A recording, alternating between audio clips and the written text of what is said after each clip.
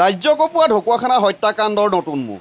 ঢকুৱাখানা হাপতীয়া চেতিয়া গাঁৱৰ নাহৰণি পথাৰৰ এডৰা চুমনিৰ মাজত উদ্ধাৰ হোৱা মুণ্ডহীন অৰ্ধদগ্ধ মৃতদেহটো নহয় সুনীল গগৈ। DNA পৰীক্ষাত মৃতদেহটো জাহাংগীৰ হুছেইনৰ বুলি প্ৰমাণ হোৱাৰ পিছতেই অধিক তীব্ৰত হৈছে আৰক্ষীৰ অভিযান। ক'ত আত্মগোপন কৰিলে সুনীল গগৈয়ে? আৰক্ষী অধীক্ষক অৰ্পণা নটৰাজনৰ সংবাদমেলৰ পিছতেই নিশা সুনীল গগৈ ঘৰত আৰক্ষীৰ দল। সুনীল গগৈ পত্নী পুত্ৰ ভতিজাকক থানাত হাজিৰ হোৱা নিৰ্দেশ আৰক্ষীৰ। ঢকুৱাখানাত উদ্ধাৰ হোৱা মুণ্ডহীন অৰ্ধদগ্ধ মৃতদেহটো নহয় সুনীল গগৈ। মৃতদেহটো জাহাংগীৰ বুলি প্ৰমাণ কৰা হৈছে। কিন্তু প্ৰশ্ন হয়, কিয় হত্যা কৰা হ'ল ৰাজমিস্ত্ৰীৰ জাহাংগীৰ হুছেইনক?